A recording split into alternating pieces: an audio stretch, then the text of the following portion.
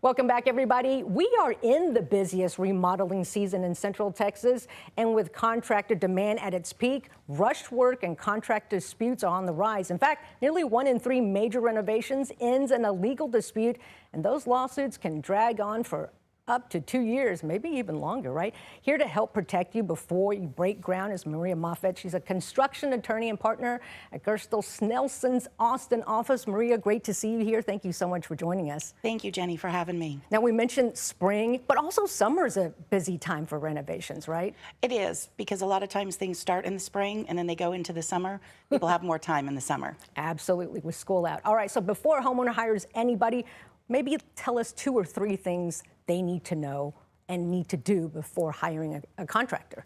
Of course, and it's a great question because preparation is key.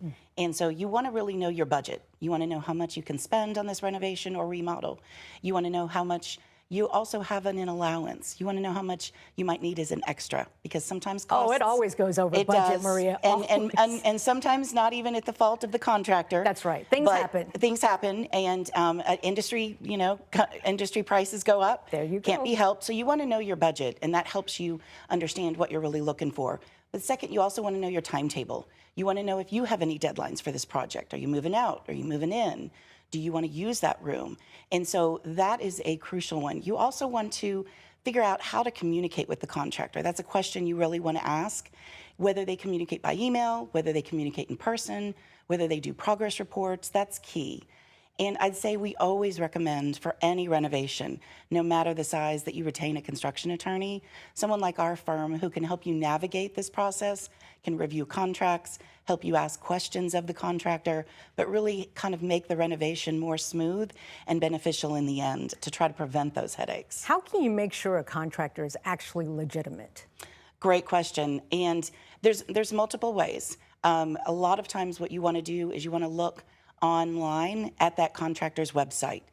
The best is always getting, obviously, personal referrals, but also you want to go to that contractor's website, see what kind of work they do. That's where, if you come in and know your expectations for your project, that really helps, because then you can find the contractor that can fit those expectations.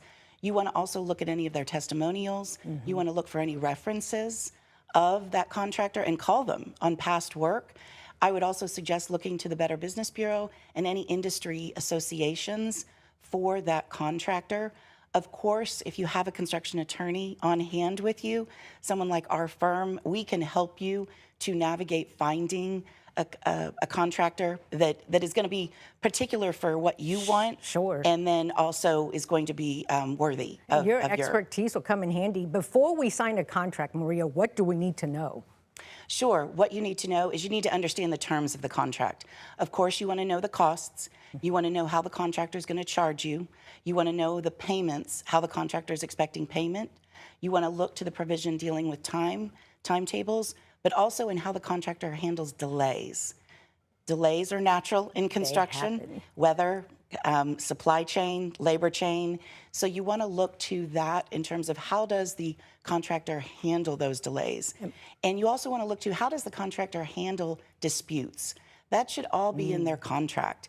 Of course, again, using a construction attorney, whenever anything comes up during the project, you can always consult with us and we can help you kind of guide through those issues. We're running out of time, but if something goes wrong, right? What's the first thing a homeowner needs to do?